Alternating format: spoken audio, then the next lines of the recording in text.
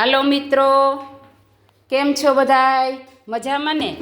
હું સોલંકી રૂડીબેન તાલાડાથી બોલું છું. હું એક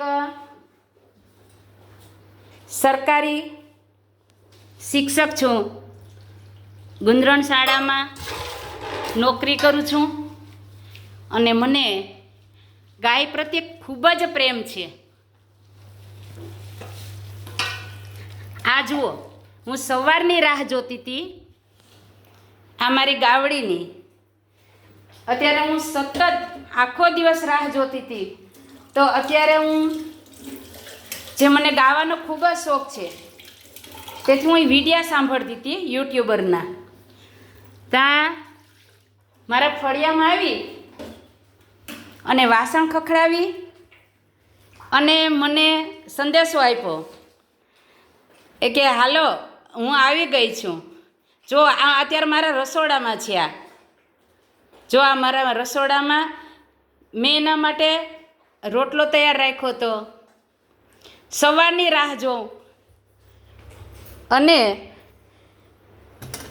આ જુઓ તમે, આની પહેલાં જ્યારે મારા સસરાનું શ્રાદ્ધ હતું ત્યારે આ જ ટેબલે આવી અને આ માવડીએ એ શ્રાદ્ધ ખાધેલું હતું.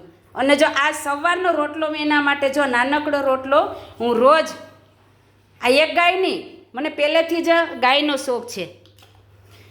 ગાયનો શોખ તો હોય જ ને, કારણ કે અમારા કુળમાં જ યદુનંદન એટલે કે કૃષ્ણના કુળમાં જે દીકરીએ જન્મ લીધો હોય એ દીકરીને ગાયનો શોખ તો હોય જ, કેમ ના હોઈ શકે. એટલે મને આજે મારા સસરા પણ યાદ આવે છે અને ખૂબ ખૂબ હું ભાગ્યશાળી આજે હું થઈ છું કે આ મારી માવડી આજ ફરી વખત મારા રસોડામાં, તમે જુઓ આ મારું રસોડું છે.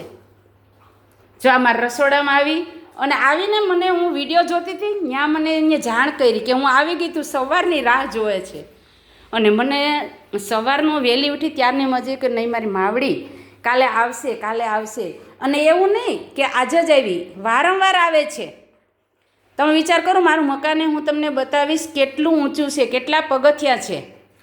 આટલા પગથિયાં ચડી અને દોડતી આવે છે. ને જો અત્યારે મેં એને જુવારનો લોટ ખવડાવું છું અને સવારનો મેં જે રોટલો એના માટે સાચવી રાખ્યો હતો એ રોટલો એને ખવડાવું છું.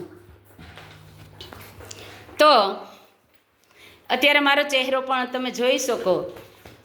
અને હું યદુનંદનની દીકરી, હું કૃષ્ણ